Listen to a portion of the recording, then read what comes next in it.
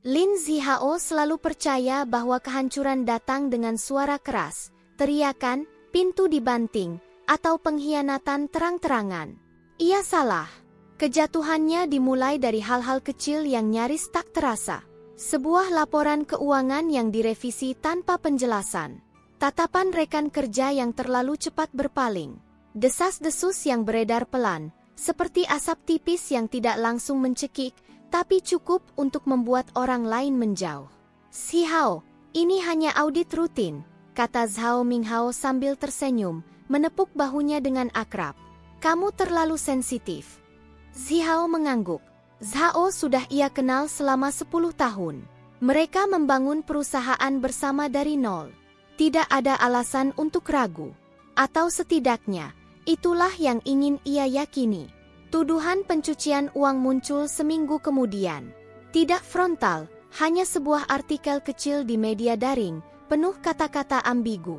Nama Zihao tidak disebut langsung, tapi semua orang tahu siapa yang dimaksud. Ia mencoba menghubungi Su Yilan malam itu. Panggilan pertamanya tak terjawab. Panggilan kedua baru tersambung setelah nada dering panjang. "Ada apa?" Suara Yilan terdengar datar, berbeda dari biasanya. "Kamu sudah lihat beritanya?" tanya Zihao. "Itu tidak benar." Hening beberapa detik di ujung sana. "Zihao, sekarang semua orang sedang sensitif. Kamu sebaiknya jaga jarak dulu." "Kita ini apa, Yilan?" Suaranya melemah. "Kamu percaya aku, kan?" Ia bisa mendengar Yilan menarik napas. "Aku tidak bilang aku tidak percaya. Tapi aku juga tidak bisa membelamu." Kalimat itu terdengar sederhana, tapi terasa seperti retakan pertama. Penyelidikan resmi dimulai. Zhao Minghao dipanggil sebagai saksi. "Aku akan jelaskan semuanya," katanya yakin. "Percayalah padaku." Namun di ruang interogasi, kesaksiannya berubah menjadi pisau yang rapi. Tidak menusuk langsung, hanya mengarahkan. Setiap kalimat Zhao terdengar netral, tapi semuanya mengarah pada satu kesimpulan. Lin Zihao tahu, dan membiarkan semuanya terjadi. Su Yilan dipanggil setelahnya. Saat mereka bertemu di lorong, Zihao menahannya. "Katakan yang sebenarnya," bisiknya. "Kamu tahu aku tidak pernah menyentuh uang itu." Yilan menghindari tatapannya. "Zihao, maaf." Satu kata itu cukup. Malam itu hujan turun tanpa ampun. Zihao mengemudi sendirian. Kota memantul di kaca depan seperti bayangan yang terdistorsi. Ponselnya bergetar. Sebuah pesan masuk dari Zhao. "Kita perlu bicara. Sekarang." Zihao tersenyum pahit. Ia sudah terlalu lelah untuk marah. Saat ia melambat di tikungan jembatan, sebuah truk muncul dari arah berlawanan, lampunya menyilaukan. Rem tidak berfungsi. Setir terasa terkunci. Tidak sekarang," gumamnya. Benturan datang cepat. Logam berderit. Dunia terbalik. Api menjalar sebelum ia sempat bergerak. Di dalam kepulan asap, kesadarannya memudar, tapi pikirannya justru jernih untuk pertama kalinya. Tidak ada kebetulan. Tidak ada nasib buruk. Ini kesepakatan. Saat api memantul di matanya yang setengah terbuka, Lin Zihao akhirnya mengerti. Ia tidak kalah. Ia dijual. Dan dunia pun menutup matanya, tanpa suara. Kesadaran datang perlahan, seperti cahaya yang dipaksa masuk ke mata yang belum siap. Lin Zihao, atau siapapun dirinya sekarang, merasakan bau antiseptik sebelum rasa sakit. Ada dengungan mesin, suara langkah kaki yang ditahan, dan tirai tipis yang bergeser tertiup pendingin ruangan. Ia mencoba bergerak, namun tubuhnya terasa berat, asing, seolah bukan miliknya. Pasien sudah sadar. Suara itu bukan suara yang ia kenal. Zihao membuka mata, dan yang ia lihat adalah langit-langit putih tanpa noda, terlalu bersih untuk menjadi akhirat. Seorang perawat berdiri di samping ranjang, wajahnya netral, profesional. Refleks pertama Zihao adalah mencari rasa nyeri di dadanya, luka bakar, atau panas api. Tidak ada. Yang ia rasakan hanya lemah yang tidak familiar. "Nama saya Lin Zihao," ucapnya pelan. Suaranya terdengar berbeda, lebih rendah, lebih asing.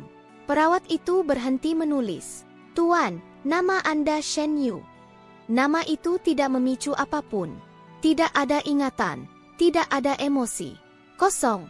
Hari-hari berikutnya berlalu seperti kabut. Dokter menjelaskan bahwa ia mengalami kecelakaan dan koma singkat. Tidak ada keluarga yang datang menjenguk. Tidak ada teman yang bertanya. Identitas Shen Yu tercatat rapi, tapi terasa seperti berkas kosong yang disiapkan untuk orang lain. Zhihao, Shen Yu, mendengarkan semuanya tanpa membantah. Konflik pertamanya bukan dengan dunia, melainkan dengan pikirannya sendiri. Jika ini mimpi, mengapa terlalu konsisten? Jika ini gila, mengapa ingatan masa lalunya begitu jelas? Malam hari adalah yang terburuk. Saat lampu dipadamkan, kenangan hidupnya sebagai Lin Zhihao muncul tanpa izin. Wajah Zhao Minghao yang tersenyum. Tatapan Su Yilan yang menghindar. Api yang menutup segalanya. Shen Yu duduk di tepi ranjang, menekan pelipisnya. "Aku mati," bisiknya pada dirinya sendiri. "Aku seharusnya mati." Namun detak jantungnya menjawab sebaliknya. Stabil, nyata, tak bisa disangkal. Ia keluar dari rumah sakit seminggu kemudian dengan tas kecil berisi barang-barang Shen Yu. Apartemen yang ia tempati sederhana, nyaris anonim. Tidak ada foto, tidak ada kenangan. Shen Yu hidup seperti seseorang yang siap menghilang kapan saja. Konflik ringan muncul dari hal-hal kecil. Cara membuka pintu, kebiasaan minum, bahkan tulisan tangannya terasa bukan miliknya. Tapi justru itu yang membuatnya bertahan. Dunia ini tidak menuntut apapun darinya. Hingga suatu pagi, ia menyalakan televisi. Layar menampilkan sebuah wawancara eksklusif. Studio terang, musik optimistis. Seorang pria duduk dengan sikap percaya diri, jasnya sempurna, senyumnya hangat. Shen Yu membeku. "Zhao Minghao," kata pembawa acara, "Anda dikenal sebagai simbol integritas bisnis di era modern." Zhao tertawa ringan. "Saya hanya melakukan apa yang seharusnya dilakukan seorang pengusaha." Shen Yu mematikan suara. Tangannya tidak gemetar. Wajahnya tetap tenang. Namun di dalam, sesuatu bergerak perlahan, seperti roda yang mulai berputar. Dunia berjalan normal. Zhao Minghao dipuja. Lin Zhihao telah mati dengan rapi, tanpa meninggalkan noda. "Jadi beginilah akhirnya," gumam Shen Yu. Ia menatap pantulan dirinya di layar hitam televisi. Wajah ini bukan wajahnya, tapi matanya. Mata itu sama. Mata orang yang pernah percaya, lalu kehilangan segalanya. Untuk sesaat, ia bertanya-tanya apakah lebih mudah untuk pergi saja, membiarkan dunia terus berjalan. Tidak ada yang menuntutnya membalas apapun. Tidak ada yang memaksanya mengingat. Namun keheningan apartemen itu menjawab dengan kejam. Jika ia pergi, maka kematian Lin Zhihao benar-benar sempurna. Terlalu sempurna. Shen Yu berdiri dan berjalan ke jendela. Kota terbentang luas, dingin, dan acuh tak acuh. Ia menempelkan telapak tangan ke kaca. "Aku tidak butuh keadilan," katanya pelan, seolah berbicara pada bayangan di luar sana. "Keadilan hanya menenangkan yang hidup." Ia menarik napas dalam-dalam. Untuk pertama kalinya sejak terbangun, pikirannya jernih. Emosinya tertata. Tidak ada amarah yang meledak, tidak ada kesedihan dramatis. Hanya satu keputusan yang terbentuk perlahan, dingin dan matang. "Aku akan menciptakannya." Shen Yu mematikan televisi, mengambil ponsel, dan mulai mencari nama Zhao Minghao. Informasi mengalir deras, perusahaan, proyek, lingkaran sosial. Ia tersenyum tipis. Dunia ini masih sama seperti sebelumnya. Dan kali ini, ia tidak akan masuk sebagai korban. Ia akan masuk sebagai bayangan. Shen Yu tidak langsung mendekati Zhao Minghao. Ia tahu, mendekat terlalu cepat hanya akan menimbulkan kecurigaan. Sarang serigala tidak dimasuki dengan berlari, melainkan dengan menyamar sebagai sesuatu yang tidak berbahaya. Maka ia memulai dari pinggiran. Seminar bisnis, forum teknologi, pertemuan kecil yang dipenuhi orang-orang dengan ambisi serupa. Ia berbicara secukupnya, mendengarkan lebih banyak, dan selalu meninggalkan kesan sebagai pria cerdas yang tahu batas. Pertemuan pertama mereka terjadi tanpa dramatisme. Sebuah ruang konferensi dengan dinding kaca, kopi hitam yang disajikan tanpa gula, dan presentasi yang terlalu bersih. Zhao Minghao masuk terlambat 5 menit, disambut senyum dan jabat tangan dari semua orang. Saat matanya jatuh pada Shen Yu, ia berhenti sejenak. "Kita belum pernah bertemu," kata Zhao sambil mengulurkan tangan. "Hao Minghao." "Shen Yu," jawabnya tenang. Jabatannya mantap, tidak terlalu kuat. "Senang akhirnya bertemu langsung." Zhao menatapnya sesaat lebih lama dari yang diperlukan. Bukan curiga, lebih seperti menilai. Shen Yu bisa mengenali tatapan itu. Ia pernah menggunakannya pada orang lain di kehidupan sebelumnya. Tatapan orang yang mencari kegunaan. Presentasi berjalan lancar. Shen Yu mengajukan beberapa pertanyaan teknis yang tajam tapi tidak menyerang. Zhao menjawab dengan percaya diri, bahkan tampak terkesan. Di akhir sesi, Zhao menghampirinya lagi. "Kamu punya sudut pandang menarik," katanya. "Pernah berpikir untuk bekerja lebih dekat dengan kami?" Shen Yu tersenyum tipis. "Saya tidak menutup kemungkinan." "Itu saja. Tidak ada janji, tidak ada kontrak. Hanya benih kecil yang ditanam dengan rapi."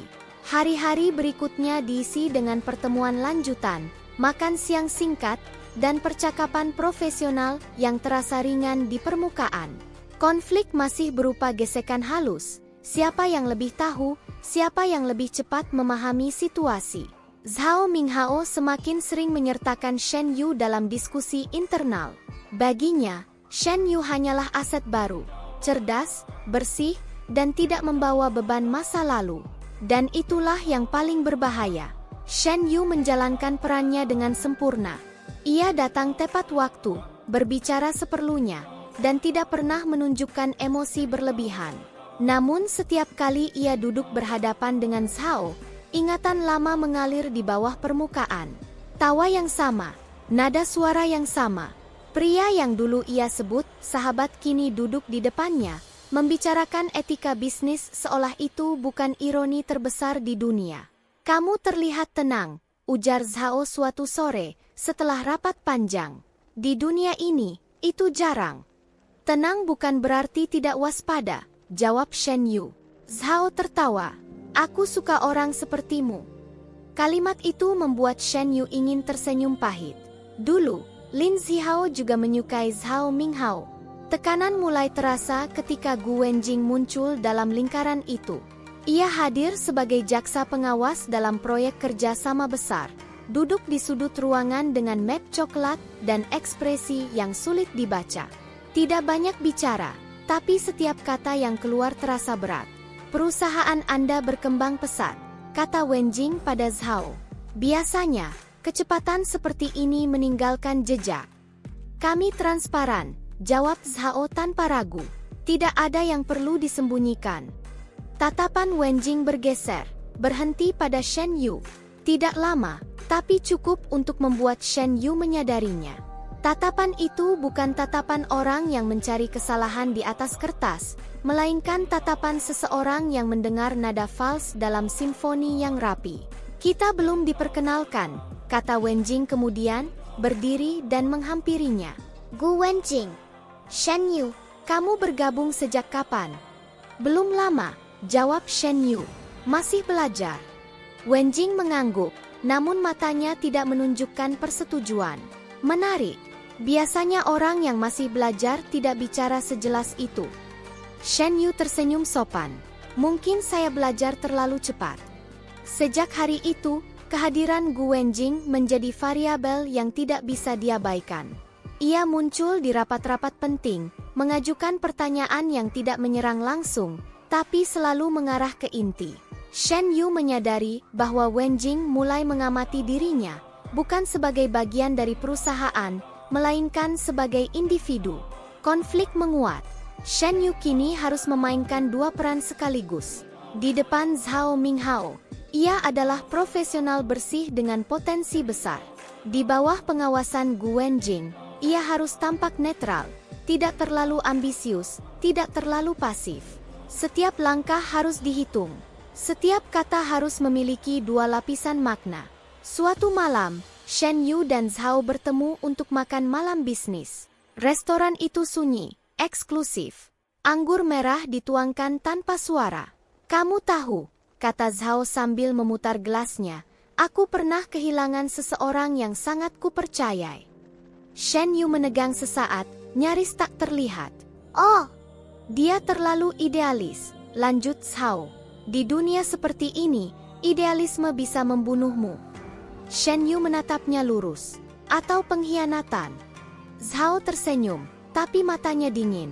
"Tergantung siapa yang bercerita." Malam itu, Shen Yu pulang dengan perasaan yang lebih berat. Zhao bukan hanya tidak menyesal, ia telah membenarkan segalanya. Dan Gu Wenjing, dengan caranya sendiri, semakin mendekat ke kebenaran yang berbahaya. Di apartemennya, Shen Yu berdiri di depan cermin. Wajah asing itu menatap balik, tenang, terkendali. Ia mengingatkan dirinya sendiri, jangan terburu-buru. Serigala tidak jatuh karena satu tusukan, melainkan karena perangkap yang tak terlihat. "Aku bisa bermain bersih," katanya pada pantulan itu. "Dan aku bisa menjadi bayangan." Untuk pertama kalinya sejak ia terbangun di tubuh ini, Shen Yu merasakan tekanan nyata dari dunia luar. Bukan lagi sekadar ingatan dan dendam, melainkan risiko. Namun justru di sanalah ia tahu bahwa ia telah masuk ke sarang yang benar. Dan ia tidak berniat keluar sebelum semuanya runtuh. Shen Yu memulai segalanya dengan hal-hal yang nyaris tidak layak disebut serangan. Ia tahu, benteng yang kuat tidak runtuh oleh satu hantaman, melainkan oleh retakan kecil yang dibiarkan melebar. Sebuah laporan internal terkirim ke alamat surel yang salah. Kesalahan administratif tidak cukup besar untuk memicu penyelidikan, tapi cukup untuk membuat satu divisi mempertanyakan divisi lain. Sebuah keputusan investasi yang diarahkan ke mitra kurang stabil, terlihat masuk akal di atas kertas, namun perlahan menggerogoti kepercayaan. Lalu rumor, bukan yang liar, hanya bisikan tentang ketidaksinkronan data dan ego yang terlalu besar di tingkat atas. Tidak ada yang menunjuk Shen Yu. Itu yang terpenting. Di rapat mingguan, suasana mulai berubah. Para eksekutif tersenyum, tapi senyum mereka kaku. Setiap presentasi diakhiri dengan pertanyaan defensif. Zhao Minghao masih duduk di ujung meja dengan sikap tenang, tapi Shen Yu mengenali tanda-tandanya. Ia pernah duduk di kursi itu. Ia tahu bagaimana rasanya ketika lantai di bawah kaki mulai terasa tidak stabil. "Angka ini berubah dari laporan sebelumnya," ujar seorang direktur keuangan, nadanya dijaga netral. "Kami menerima revisi terakhir pagi ini," jawab yang lain cepat. "Terlalu cepat." Zhao mengangkat tangan, menghentikan perdebatan yang hampir muncul. "Tenang, kita selesaikan satu persatu." Shen Yu menunduk, mencatat sesuatu yang tidak penting. Di balik ekspresi tenangnya, ia merasakan kepuasan yang dingin, tapi juga kewaspadaan. Ini baru awal. Konfliknya masih ringan, lebih mirip gesekan halus daripada benturan. Namun ia tahu, gesekan itulah yang menghasilkan panas. Gu Wenjing tidak melewatkan perubahan itu. Seusai rapat, ia menghentikan Shen Yu di lorong. "Kamu terlihat sibuk," katanya. "Begitulah ritmenya," jawab Shen Yu. "Perusahaan besar, detail kecil." "Detail kecil sering menyimpan masalah besar," ujar Wenjing, menatapnya lurus. Shen Yu membalas tatapan itu tanpa gentar. "Atau hanya terlihat besar karena semua orang mulai saling curiga?" Wenjing tersenyum tipis, nyaris tak terlihat. "Kita lihat saja." Tekanan meningkat perlahan, seperti air yang naik tanpa suara. Shen Yu tetap menjaga jarak, tidak pernah terlalu dekat dengan sumber masalah. Ia tahu, satu langkah salah bisa mengubahnya dari bayangan menjadi target. Namun justru di tengah keseimbangan rapuh itu, masa lalu memutuskan untuk muncul. Acara itu digelar di sebuah hotel mewah, malam amal yang dipenuhi kilau kamera dan gaun mahal. Shen Yu hadir sebagai perwakilan perusahaan, berdiri di pinggir ruangan dengan segelas air mineral. Ia tidak menyukai keramaian seperti ini, Terlalu banyak wajah yang berpura-pura, terlalu banyak senyum yang tidak tulus. Namun ia tahu, inilah tempat terbaik untuk mengamati. Sorak kecil terdengar ketika seorang selebriti naik ke panggung. Shen Yu menoleh, dan dunia seolah berhenti sesaat. Su Yilan. Ia berdiri di bawah lampu sorot, mengenakan gaun putih sederhana yang menonjolkan ketenangan elegannya. Wajah itu masih sama. Senyumnya masih mampu membuat orang lain lupa pada hal-hal yang tidak ingin diingat. Tepuk tangan bergema, dan Shen Yu merasakan sesuatu yang nyaris ia lupakan, nyeri yang tidak bisa dijelaskan dengan logika. Tatapan mereka bertemu hanya sesaat. Su Yilan sedikit terkejut, alisnya berkerut halus, seolah mencoba mengingat di mana ia pernah melihat wajah itu. Shen Yu memalingkan pandangan lebih dulu. Untuk pertama kalinya sejak ia bangun di tubuh ini, ia merasa napasnya tidak sepenuhnya stabil. Tenang, bisiknya pada dirinya sendiri. Ini bukan tentang dia. Namun masa lalu tidak mudah disingkirkan. Sepanjang acara, bayangan kehidupan lamanya menyusup di sela-sela musik dan tawa. Cara Su Yilan tertawa kecil ketika gugup. Cara ia menunduk saat berbohong. Shen Yu menyadari betapa ia dulu memilih untuk tidak melihat semua itu. Gu Wenjing mendekatinya di dekat balkon. "Kamu kenal dia?" tanyanya pelan, mengikuti arah pandangan Shen Yu sebelumnya. "Tidak," jawab Shen Yu cepat. "Terlalu cepat." Wenjing mengangkat alis. "Menarik. Kamu menatapnya seperti seseorang yang sedang mengingat sesuatu." Shen Yu menghela napas pelan. "Atau seseorang yang sedang memastikan bahwa ia tidak salah orang." Wenjing tidak memaksa, namun keheningan di antara mereka terasa berat. Dari sudut matanya, Shen Yu melihat Su Yilan berbicara dengan Zhao Minghao di sisi lain ruangan. Mereka tertawa bersama, tampak akrab, seolah tidak pernah ada darah dan api di antara mereka. Itulah saat pertama kali keraguan menyusup ke dalam rencananya. Bukan keraguan pada tujuan, melainkan pada dirinya sendiri. Ia menyadari bahwa balas dendam bukan sekadar menyusun strategi dan menjatuhkan lawan.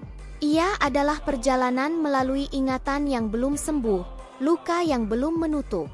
Malam itu, Shen Yu pulang lebih awal. Ia berdiri lama di depan jendela apartemennya, memandangi lampu kota yang berkelip. Tangannya mengepal, lalu perlahan mengendur. "Aku tidak boleh goyah," katanya lirih. "Tidak sekarang." Namun retakan itu sudah ada. Kecil, hampir tak terlihat, tapi nyata. Dan Shen Yu tahu, jika ia tidak berhati-hati, retakan itu bisa berubah menjadi celah. Celah yang bisa menghancurkan segalanya, termasuk dirinya sendiri. Gu Wenjing tidak pernah mengejar seseorang dengan terburu-buru. Ia percaya bahwa kebenaran akan muncul dengan sendirinya, jika diberi cukup ruang dan tekanan yang tepat. Itulah sebabnya kehadirannya di sekitar Shen Yu terasa semakin sering, namun selalu masuk akal. Rapat lanjutan, makan siang kerja, kunjungan mendadak ke kantor, semuanya tampak seperti bagian dari tugas, tidak pernah seperti pengintaian. Namun Shen Yu tahu, setiap pertemuan adalah satu lapisan lagi dari jaring yang perlahan mengencang. "Laporan ini menarik," kata Wenjing suatu pagi, sambil membuka map coklat di ruang rapat kecil. Perubahan angka terjadi di 3 divisi berbeda, tapi polanya mirip. Shen Yu melirik sekilas. Perusahaan sebesar ini pasti sering mengalami penyesuaian. "Benar," Wenjing mengangguk, "tapi jarang terjadi berurutan." Nada suaranya netral, hampir datar. Tidak ada tuduhan. Namun justru di sanalah tekanan muncul.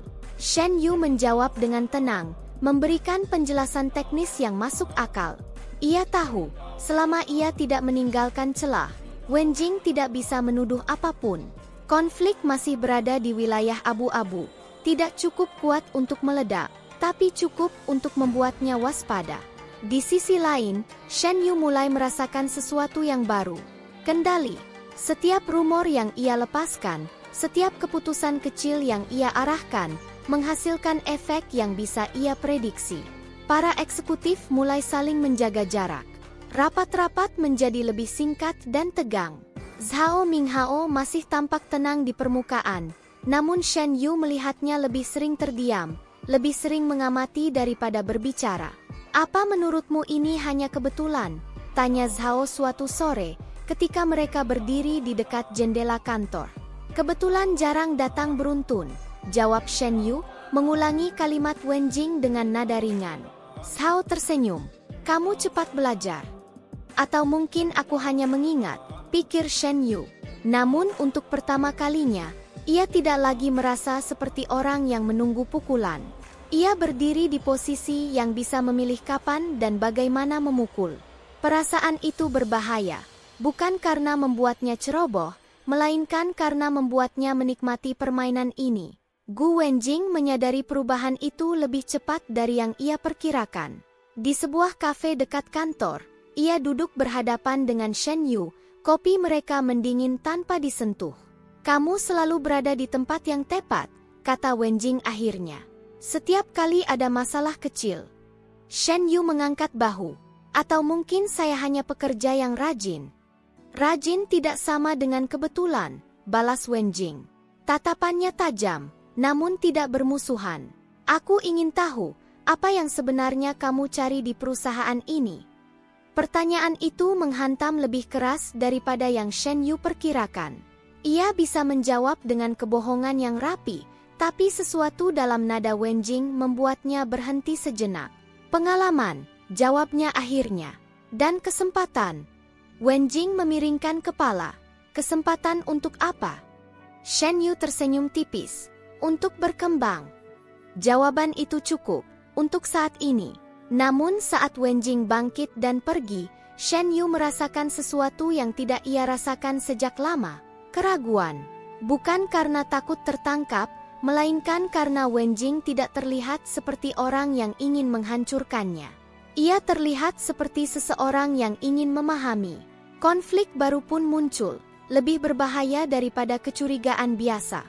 Jika Wenjing memutuskan untuk berhenti, Shen Yu bisa melanjutkan rencananya tanpa hambatan.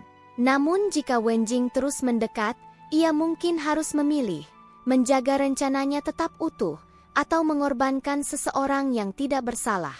Malam itu, Shen Yu duduk sendirian di apartemennya, memandangi papan kecil yang ia gunakan untuk mencatat alur kejadian.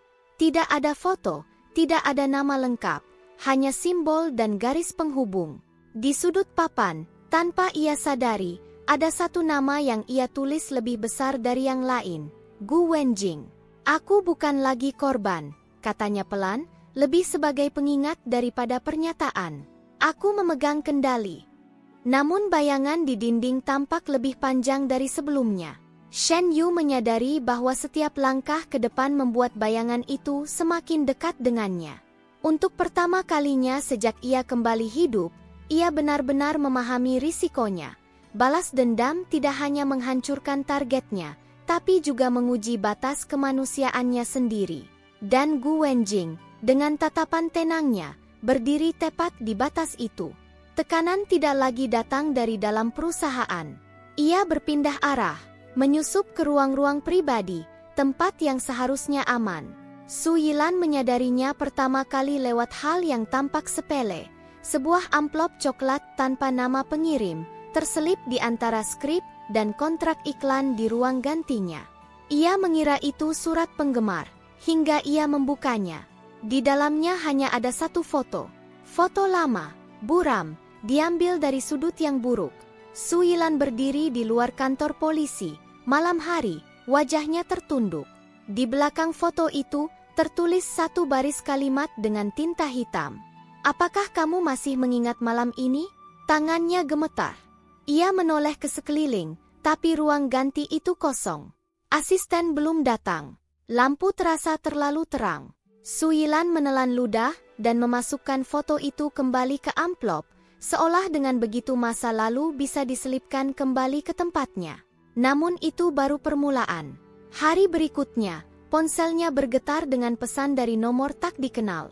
Tidak ada ancaman langsung, hanya potongan-potongan kebenaran yang terlampau spesifik untuk disebut kebetulan.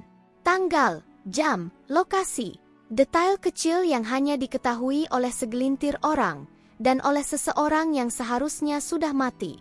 Suyilan mulai sulit tidur. Setiap suara membuatnya tersentak. Setiap bayangan di cermin terasa asing. Dalam wawancara, ia masih tersenyum sempurna, menjawab pertanyaan dengan suara lembut dan kalimat terlatih. Namun di balik layar, ia semakin sering termenung, semakin sering kehilangan fokus. "Apa kamu tidak apa-apa?" tanya manajernya suatu hari. "Aku hanya lelah," jawab Yilan cepat. Ia tidak berbohong. Ia hanya tidak mengatakan seluruh kebenaran. Sementara itu, Zhao Minghao mulai merasakan sesuatu yang tidak bisa ia definisikan. Angka-angka di laporan masih masuk akal. Proyek-proyek berjalan. Namun setiap kali satu masalah kecil muncul, masalah lain mengikuti terlalu cepat, terlalu rapi. Seolah seseorang sedang menekan titik-titik tertentu dengan sengaja. "Kamu yakin sistem kita aman?" tanya Zhao pada kepala It. "Kami sudah cek ulang. Tidak ada peretasan besar." Zhao mengangguk, tapi rasa tidak nyaman itu tidak pergi. Ia teringat wajah Shen Yu, tenang, hampir terlalu tenang. Dan Gu Wenjing, dengan pertanyaan-pertanyaannya yang selalu datang tepat waktu. "Kebetulan tidak pernah sesering ini," gumam Zhao. Ia mulai menyelidiki balik. Bukan secara resmi, bukan dengan kekuasaan, melainkan lewat orang-orang lama yang masih berutang padanya. Nama Shen Yu muncul berulang kali, bukan sebagai pelaku, melainkan sebagai pengamat yang selalu ada di sekitar titik masalah. Itu cukup untuk membuat Zhao waspada. Di sisi lain kota, Shen Yu tidak merasakan kemenangan apapun. Malam-malamnya dipenuhi mimpi yang tidak bisa ia kendalikan. Ia kembali ke dalam mobil yang terbakar, merasakan panas yang menusuk paru-paru. Ia melihat Su Yilan berdiri di lorong kantor polisi, wajahnya setengah tertutup bayangan. Ia mendengar suara Zhao Minghao, dekat, akrab, mengucapkan namanya dengan nada yang sama seperti dulu. Ia terbangun dengan napas tersengal, keringat membasahi punggungnya. Untuk pertama kalinya sejak ia kembali hidup, ia merasakan ketakutan, bukan akan gagal, melainkan akan kehilangan kendali atas dirinya sendiri. "Kau tidak boleh ragu," katanya pada pantulan dirinya di cermin kamar mandi. "Semua ini perlu." Namun kata-kata itu terdengar semakin kosong. Chaos mulai terasa ketika jalur-jalur tekanan saling bersinggungan. Su Yilan, dalam kepanikannya, menghubungi Zhao Minghao. "Ada seseorang yang menggangguku," katanya dengan suara ditahan. "Dia tahu terlalu banyak." Zhao terdiam sejenak. "Apa dia mengancammu?" "Tidak secara langsung," jawab Yilan. "Itu yang lebih menakutkan." Zhao menutup telepon dengan wajah gelap. Ancaman tanpa ancaman adalah tanda orang yang ingin menghancurkan, bukan sekadar menakut-nakuti. Dan orang seperti itu biasanya punya tujuan yang jelas. Pada saat yang sama, Gu Wenjing semakin agresif dalam penyelidikannya. Ia memanggil Shen Yu untuk wawancara informal, tanpa surat resmi, tanpa rekaman. "Kamu tahu," kata Wenjing, sambil menutup pintu ruangannya, "aku tidak percaya pada kebetulan." "Aku juga tidak," jawab Shen Yu. "Setiap kali ada gangguan kecil di perusahaan, kamu ada di sana.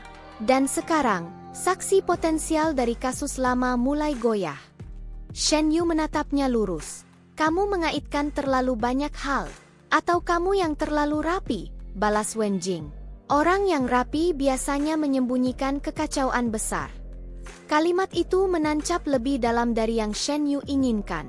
Ia meninggalkan ruangan itu dengan langkah stabil, tapi pikirannya berantakan. Rencananya mulai menghasilkan efek samping yang tidak ia perhitungkan. Su Yilan tidak sekadar target, ia adalah manusia dengan ketakutan nyata. Dan setiap ketakutannya memantul kembali ke Shen Yu, memperlebar luka yang belum sembuh. Malam berikutnya, Su Yilan menerima paket lain. Kali ini, bukan foto, melainkan rekaman suara. Suara laki-laki, terdistorsi, namun kalimatnya jelas. "Kamu bilang kamu tidak tahu, tapi kamu tahu. Kamu selalu tahu." Su Yilan menjatuhkan ponselnya. Ia menangis tanpa suara, bahunya bergetar hebat. Ia ingin menghapus semuanya, ingin kembali ke titik sebelum ia membuat pilihan itu. Tapi waktu tidak pernah berjalan mundur. Zhao Minghao akhirnya menyimpulkan satu hal, seseorang sedang memainkan permainan panjang. Dan orang itu tidak terburu-buru. Kesadaran itu membuatnya marah sekaligus takut. Ia memerintahkan orang-orangnya untuk menggali latar belakang Shen Yu lebih dalam, terlalu dalam. Shen Yu merasakan pergerakan itu seperti perubahan tekanan udara sebelum badai. Panggilan misterius, tatapan asing di lobi, rasa diawasi yang semakin nyata. Keyes kini menyentuh hidupnya secara langsung. Ia tidak lagi hanya mengendalikan, ia juga sedang diburu. Di tengah semua itu, mimpi-mimpinya semakin kejam. Ia melihat dirinya sendiri sebagai Lin Zihao, berdiri di depan Shen Yu, bertanya dengan suara dingin, apakah semua ini sepadan? Ia terbangun dengan satu kesadaran pahit. Balas dendam bukan lagi soal logika. Ia telah menjadi sesuatu yang hidup, sesuatu yang menuntut lebih banyak, emosi, empati, bahkan kemanusiaannya sendiri. Aku tidak bisa berhenti sekarang, bisiknya, hampir putus asa. Tapi aku juga tidak bisa terus seperti ini. Di luar, kota bergerak tanpa peduli. Suilan hidup dalam ketakutan. Zhao Minghao dalam kecurigaan. Gu Wenjing semakin dekat dengan kebenaran. Dan Shen Yu berdiri di tengah pusaran itu, menyadari bahwa masa lalu yang ia bangkitkan tidak datang sendirian. Ia datang membawa kekacauan. Shen Yu tahu bahwa permainan kecil sudah tidak cukup. Retakan telah menjadi celah, dan celah itu kini menuntut satu tarikan besar untuk meruntuhkan seluruh struktur. Ia mulai menyiapkan langkah yang tidak bisa ditarik kembali, sebuah proyek yang terlihat legal, bahkan menjanjikan, namun di bawah permukaannya berisi pelanggaran yang cukup untuk menjerat siapapun yang menyentuhnya terlalu dalam.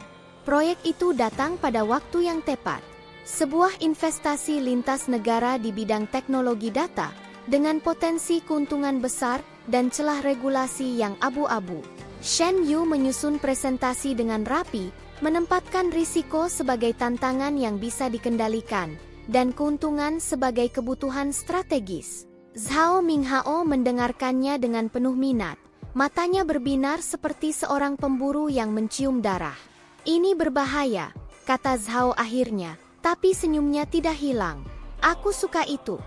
Semua peluang besar selalu begitu, jawab Shen Yu tenang.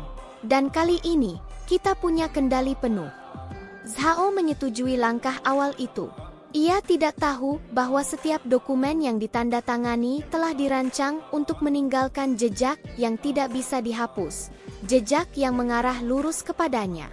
Shen Yu memastikan semua keputusan kunci tampak datang dari atas, sementara dirinya hanya terlihat sebagai pelaksana cerdas yang menjalankan perintah. Tekanan meningkat seiring proyek berjalan. Transaksi semakin kompleks, arus dana semakin sulit dilacak. Di permukaan, semuanya terlihat sah. Namun di balik layar, Shen Yu menyimpan salinan setiap komunikasi, setiap revisi kontrak, setiap perubahan kecil yang menggeser tanggung jawab ke satu titik. Zhao Minghao. Gu Wenjing merasakan ada sesuatu yang tidak beres bahkan sebelum bukti muncul. Ia mengajukan permintaan audit tambahan, memperlambat beberapa proses. Zhao mulai gelisah. Kamu terlalu sering muncul, kata Zhao pada Shen Yu suatu malam. Jaksa itu. Dia melakukan pekerjaannya, jawab Shen Yu. Itu justru membuat kita terlihat bersih. Zhao mendengus. Atau membuat kita terlalu diperhatikan. Kecurigaan Zhao mulai mengarah ke segala penjuru, dan itu berbahaya. Shen Yu harus memastikan bahwa saat jerat mengencang, Zhao tidak melihat ke arahnya. Ia mulai menjauh sedikit, mengurangi visibilitasnya, membiarkan eksekutif lain tampil di depan. Namun konflik terbesar datang dari arah yang tidak ia rencanakan sepenuhnya, Gu Wenjing. Dalam penyelidikan lanjutan, Wenjing menemukan satu detail kecil. Catatan medis lama Shen Yu yang tidak sinkron dengan identitas resminya. Tidak cukup untuk tuduhan, tapi cukup untuk pertanyaan yang sangat berbahaya. Kamu pernah mengalami kecelakaan serius sebelum ini? Tanya Wenjing dalam wawancara tertutup. Tidak, jawab Shen Yu cepat. Wenjing membuka berkas. Aneh, ada data yang menyebutkan trauma lama, tapi tanpa riwayat. Shen Yu menatap meja, jantungnya berdetak sedikit lebih keras. Ini bukan tentang proyek. Ini tentang dirinya. Data bisa salah, katanya pelan. Terutama data lama. Wenjing mengamatinya lama. Atau ada sesuatu yang tidak ingin kamu ceritakan. Ketegangan itu tidak sempat menemukan jawabannya. Beberapa hari kemudian, sebuah ancaman nyata muncul. Bukan terselubung, bukan simbolis. Gu Wenjing hampir tertabrak kendaraan tak dikenal saat meninggalkan kantor larut malam. Mobil itu melaju terlalu cepat, terlalu tepat. Shen Yu kebetulan berada di lokasi yang sama. Ia melihat cahaya lampu mendekat, melihat Wenjing melangkah tanpa sadar. Tubuhnya bergerak lebih cepat daripada pikirannya. Ia menarik Wenjing ke belakang. Tubuh mereka jatuh ke trotoar saat mobil itu melintas dan menghilang. Kamu gila? Wenjing terengah, menatapnya. Kalau aku terlambat 1 detik, kamu mati, jawab Shen Yu, suaranya bergetar tipis. Keheningan menyelimuti mereka. Untuk sesaat, semua peran runtuh. Tidak ada jaksa, tidak ada bayangan, hanya 2 manusia yang baru saja selamat dari kematian. Kamu menyelamatkanku, kata Wenjing akhirnya. Kenapa? Shen Yu tidak langsung menjawab. Ia menatap jalan kosong itu, napasnya perlahan stabil. Karena itu benar. Jawaban yang terlalu sederhana untuk situasi yang terlalu rumit. Sejak kejadian itu, sesuatu berubah. Wenjing tidak berhenti mencurigainya, namun kecurigaannya kini bercampur dengan kebingungan. Shen Yu bukan sekadar pemain licik. Ia punya batas, atau setidaknya, ia memilih batas itu. Namun bagi Shen Yu sendiri, kejadian itu memperparah konflik internalnya. Ia sadar bahwa jika Zhao Minghao berada di balik ancaman itu, maka permainan ini sudah memasuki wilayah mematikan. Dan jika bukan, berarti ada pihak lain yang mulai bergerak, mungkin lebih cepat dari rencananya. Jerat semakin mengencang. Proyek ilegal itu mendekati fase yang tidak bisa dibatalkan.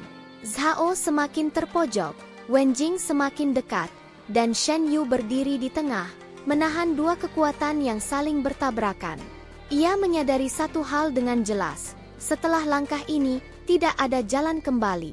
Kepercayaan dan kecurigaan akan terus saling menekan, dan satu kesalahan saja bisa mengubahnya dari pengendali menjadi korban. Namun Shen Yu tetap melangkah maju, karena bagi seseorang yang sudah mati sekali, mundur bukan lagi pilihan. Pertemuan itu tidak terjadi di tempat ramai atau di bawah sorotan kamera. Shen Yu memastikan itu. Ia memilih sebuah kafe kecil di ujung kota, tempat musik diputar terlalu pelan, dan pelanggan datang untuk menghindari perhatian. Su Yilan datang tanpa pengawal, mengenakan topi dan kacamata hitam, tapi kecemasannya terlalu jelas untuk disembunyikan. Tangannya gemetar saat ia duduk berhadapan dengan Shen Yu. Kamu yang menghubungiku, kata Yilan pelan, berusaha menjaga suaranya tetap stabil. Apa yang kamu inginkan? Shen Yu menatapnya lama sebelum menjawab. Wajah itu masih sama, tenang di permukaan, rapuh di baliknya. Namun perasaan yang muncul di dadanya bukan lagi cinta, melainkan sesuatu yang lebih berat dan lebih dingin. Aku hanya ingin kamu bicara jujur, katanya akhirnya. Tentang malam itu. Su Yilan menarik napas tajam. Ia tahu malam mana yang dimaksud. Tidak ada lagi ruang untuk pura-pura lupa. Aku takut, ucapnya, hampir berbisik. Mereka bilang kalau aku tidak bekerja sama, semuanya akan berakhir. Karirku, hidupku. Jadi kamu memilih untuk mengakhiri hidup orang lain, jawab Shen Yu tanpa emosi. Kalimat itu menghantam Yilan lebih keras daripada teriakan. Air matanya jatuh sebelum ia sempat menahannya. Aku tidak pernah menyangka. Aku pikir dia hanya akan dipenjara. Aku tidak tahu mereka akan. Tidak tahu, Shen Yu mengulang pelan. Atau tidak ingin tahu? Yilan terdiam. Keheningan itu menjawab lebih banyak daripada kata-kata. Ia menunduk, bahunya bergetar. Aku menyesal, katanya akhirnya. Setiap hari, aku tidak pernah tidur nyenyak sejak itu. Shen Yu merasakan sesuatu di dadanya. Bukan simpati, melainkan kelelahan. Ia ingin marah, ingin berteriak, tapi yang keluar justru keheningan yang dingin. Ia menyadari bahwa balas dendam tidak akan mengembalikan apapun yang telah hilang. "Kamu tahu," katanya pelan, "ada orang yang mati karena pilihan itu." Yilan menutup wajahnya dengan kedua tangan. "Aku tahu, dan aku tidak tahu bagaimana menebusnya." Shen Yu bersandar ke kursinya. "Penebusan bukan sesuatu yang bisa kamu minta. Itu sesuatu yang harus kamu hadapi." Ia berdiri, lalu berhenti sejenak.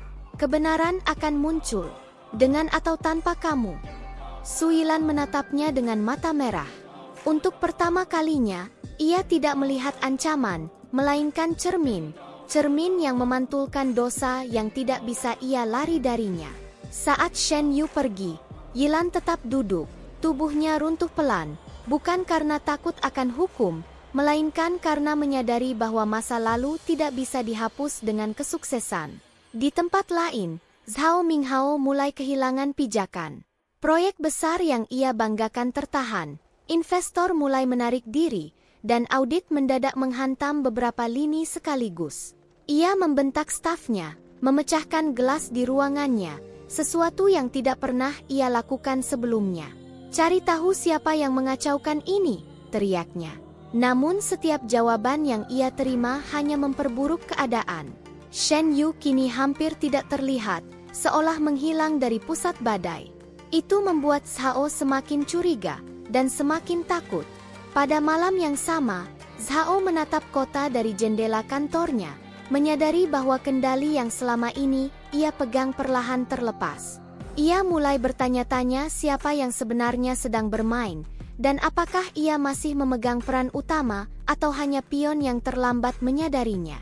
Bab ini berakhir dengan dua topeng yang runtuh, satu karena rasa bersalah, satu karena kehilangan kuasa. Dan di tengah semua itu, Shen Yu melangkah menjauh, menyadari bahwa balas dendamnya kini tidak lagi tersembunyi. Ia telah menjadi kenyataan yang tidak bisa dihindari. Runtuhnya sebuah bangunan jarang terjadi dalam satu suara keras. Biasanya, ia diawali oleh getaran kecil, lalu retakan yang menyebar terlalu cepat untuk dihentikan. Namun bagi publik, semua itu tampak seperti ledakan yang tiba-tiba. Satu pagi ketika berita utama di semua layar menampilkan nama yang sama, Zhao Minghao, judul-judul bergerak tanpa jeda.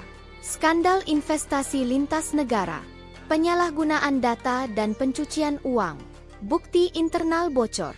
Grafik saham anjlok sebelum pasar sempat bernapas. Siaran langsung menampilkan gedung perusahaan yang dikepung wartawan, kamera berdesakan seperti kawanan yang mencium darah.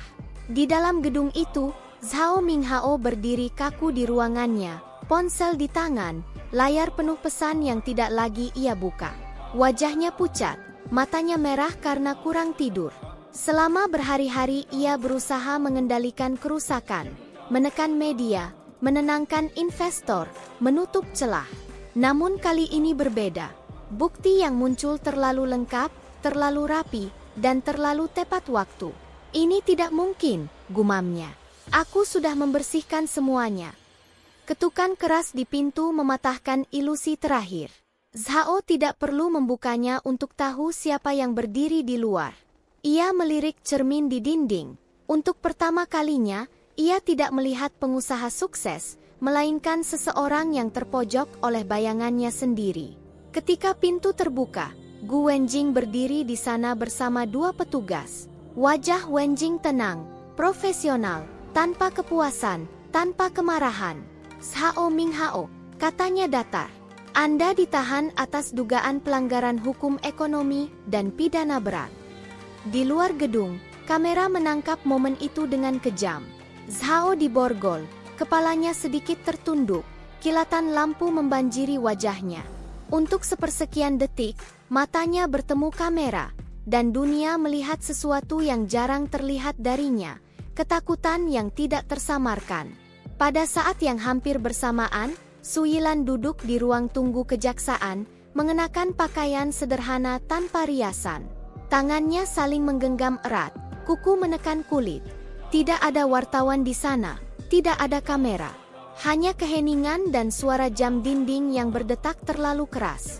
Aku ingin memberikan kesaksian, katanya kepada petugas dengan suara serak. Tentang kasus Lin Zihao. Nama itu terasa berat di lidahnya.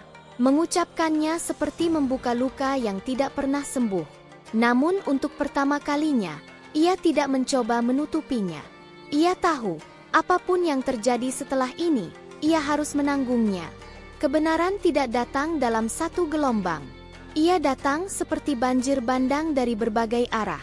Dokumen internal yang telah lama disimpan muncul di publik. Rekaman percakapan diputar ulang oleh analis hukum. Garis-garis yang selama ini tersembunyi kini saling terhubung dengan jelas. Nama Zhao Minghao berada di pusatnya, tidak bisa dihindari, tidak bisa dialihkan. Shen Yu menyaksikan semuanya dari jarak aman. Ia tidak berada di kantor, tidak berada di rumah. Ia duduk di sebuah mobil sewaan, terparkir di pinggir jalan, radio menyala pelan. Suara penyiar membacakan perkembangan terbaru dengan nada terkendali, seolah ini hanya satu berita di antara banyak tragedi lain. Tangannya tidak gemetar, wajahnya tetap tenang. Namun di dalam dadanya, sesuatu yang telah ia bawa terlalu lama akhirnya mulai mengendur. Bukan kegembiraan, bukan kepuasan, lebih seperti kelelahan yang akhirnya menemukan tempat untuk bersandar. Ponselnya bergetar. Satu pesan masuk dari nomor yang ia kenal. Datang ke kantor. Sekarang, Gu Wenjing. Shen Yu tiba 1 jam kemudian. Gedung kejaksaan lebih sibuk dari biasanya, tapi Wenjing menunggunya di ruangannya sendiri. Ketika pintu tertutup, kebisingan di luar seolah lenyap. Kamu tahu kenapa aku memanggilmu, kata Wenjing tanpa basa-basi. Shen Yu berdiri tenang. Aku punya dugaan. Wenjing melemparkan sebuah berkas ke meja. Ada detail di sini. Kecil. Tidak cukup untuk bukti hukum, tapi cukup untukku. Shen Yu tidak menyentuh berkas itu. Ia sudah tahu detail apa yang dimaksud. Dalam salah satu laporan lama, lanjut Wenjing, ada catatan tentang perubahan jadwal audit yang tidak tercatat secara resmi. Hanya satu orang yang tahu tentang perubahan itu, Lin Zihao. Nama itu menggantung di udara. Shen Yu tidak bereaksi, tidak terkejut, tidak menyangkal. Wenjing menatapnya lama. Tidak ada catatan publik tentang kamu yang mengetahui detail itu. Tidak ada koneksi logis. Keheningan memanjang. Detik-detik berlalu seperti menunggu keputusan yang tidak akan diucapkan. Aku tidak akan bertanya bagaimana, kata Wenjing akhirnya. Aku juga tidak akan memintamu menjelaskan. Shen Yu mengangkat pandangan. Untuk pertama kalinya, emosi yang jelas terlihat di matanya, bukan ketakutan, melainkan pengakuan diam-diam. Kamu sudah tahu, katanya pelan. Wenjing mengangguk tipis. Aku tahu cukup. Tidak ada kata reinkarnasi. Tidak ada pengakuan eksplisit. Namun tatapan mereka saling mengunci, dan di sana, kebenaran itu berdiri utuh, tanpa perlu bahasa. Kamu bisa menghentikan ini kapan saja, ujar Wenjing kemudian. Menarik diri, menghilang. Shen Yu tersenyum kecil, hampir tidak terlihat. Sudah terlambat. Dan setelah ini, tanya Wenjing. Shen Yu terdiam sejenak. Pertanyaan itu lebih sulit daripada semua strategi yang pernah ia susun. Aku belum tahu, jawabnya jujur. Wenjing menerima jawaban itu tanpa menghakimi. Ia berdiri dan membuka pintu.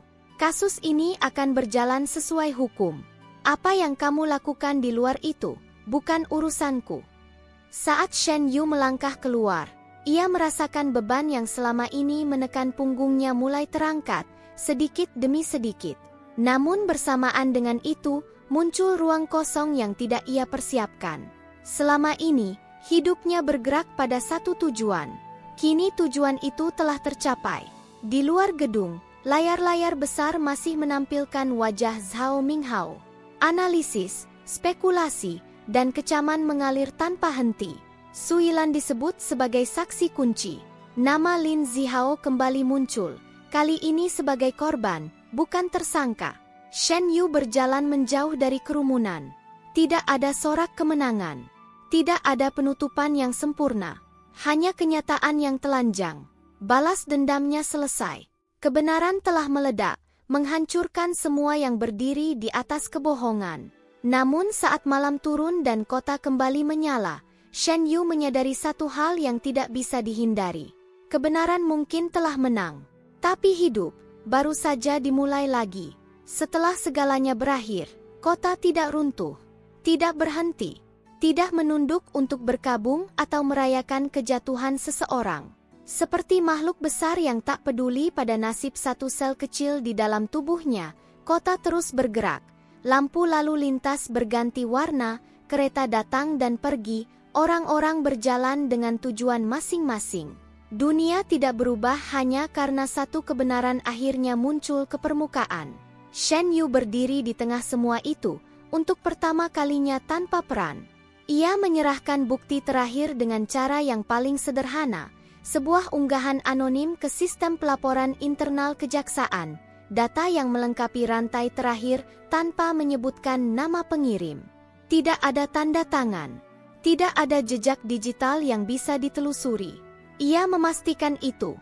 Bukti itu bukan untuk membalas dendam, melainkan untuk menutup lubang agar kebohongan tidak bisa tumbuh kembali.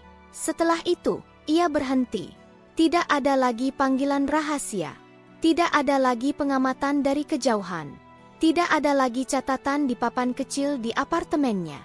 Ia menghapus semuanya satu persatu, dengan ketelitian yang sama seperti saat ia menyusunnya.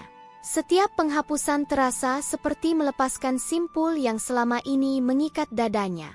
Apartemen itu kini terasa terlalu sunyi. Shen Yu mulai berjalan tanpa tujuan jelas. Ia berpindah dari satu jalan ke jalan lain, memperhatikan hal-hal kecil yang dulu tidak pernah ia beri ruang untuk diperhatikan. Seorang anak tertawa sambil berlari mengejar burung. Seorang pria tua yang menunggu lampu hijau dengan sabar. Hujan tipis yang turun tanpa peringatan, membasahi aspal dan mengubah pantulan lampu kota menjadi garis-garis cahaya yang patah. Malam itu, hujan turun lebih deras dari biasanya. Shen Yu berdiri di bawah kanopi halte bus yang hampir kosong, jasnya sudah sedikit basah. Ia tidak menunggu bus. Ia hanya berhenti. Untuk pertama kalinya, ia tidak sedang menuju siapapun, tidak sedang menghindari siapapun. Ponselnya bergetar di saku, dan ia tahu siapa pengirimnya bahkan sebelum melihat layar. "Di mana kamu?" Ia menghela napas pelan sebelum membalas dengan satu alamat. Gu Wenjing tiba beberapa menit kemudian, membawa payung hitam dan ekspresi yang sulit dibaca. Hujan membentuk tirai tipis di antara mereka sebelum Wenjing menutup jarak itu. "Kamu selalu memilih tempat yang tidak mencolok," katanya. "Lebih mudah bernapas," jawab Shen Yu. Mereka berdiri berdampingan, tidak terlalu dekat, tidak terlalu jauh. Hujan meredam suara kota, menciptakan ruang kecil yang terasa terpisah dari dunia. "Kasusnya resmi ditutup," kata Wenjing. "Tidak ada lagi yang bisa ditambahkan." Shen Yu mengangguk. "Bagus. Su Yilan akan menjalani proses hukum," lanjut Wenjing. "Hukumannya tidak ringan, tapi dia bekerja sama penuh." Shen Yu tidak bereaksi. Tidak ada kepuasan di sana, juga tidak ada amarah. Ia hanya menerima informasi itu seperti fakta lain dalam hidup yang terus berjalan. Wenjing menoleh padanya. "Kamu tahu, banyak orang dalam posisimu akan merasa kosong sekarang." "Apakah aku terlihat kosong?" tanya Shen Yu. "Tidak," jawab Wenjing jujur. "Kamu terlihat diam." Shen Yu tersenyum tipis. Diam itu kemajuan. Hujan semakin deras, memukul payung Wenjing dengan suara ritmis. Wenjing menghela napas, lalu berkata dengan nada yang lebih rendah, lebih pribadi, "Balas dendammu sudah selesai." Kalimat itu sederhana, tapi berat. Shen Yu menatap jalan di depannya, garis-garis air mengalir menuju selokan. "Ya," katanya pelan, "namun hidupmu belum," lanjut Wenjing. "Dan kali ini, tidak ada peta, tidak ada rencana besar, tidak ada musuh yang harus dijatuhkan."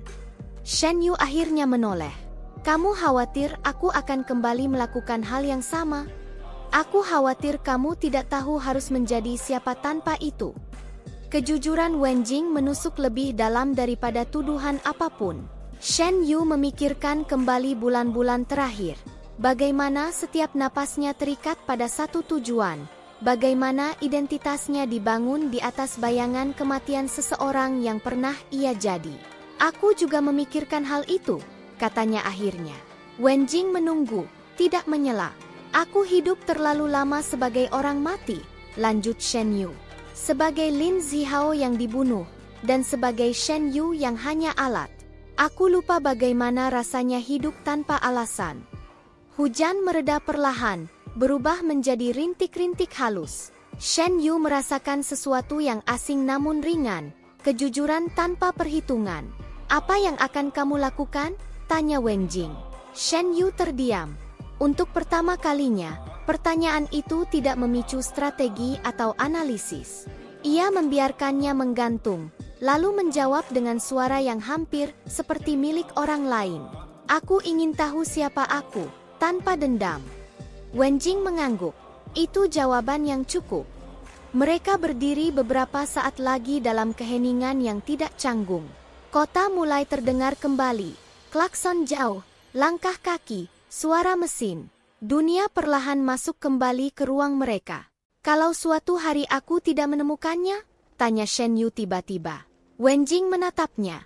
Maka kamu menciptakannya. Sama seperti sebelumnya. Bedanya, kali ini kamu tidak menghancurkan siapapun. Shen Yu tersenyum. Senyum itu kecil, hampir tak terlihat, tapi nyata. Bukan senyum kemenangan. Bukan senyum kepuasan. Melainkan senyum seseorang yang akhirnya boleh berhenti bertahan. Untuk pertama kalinya sejak ia terbangun di tubuh ini, Shen Yu merasakan detak jantungnya tanpa harus menghitungnya. Pelan, stabil, tidak terburu-buru, tidak dikejar apapun.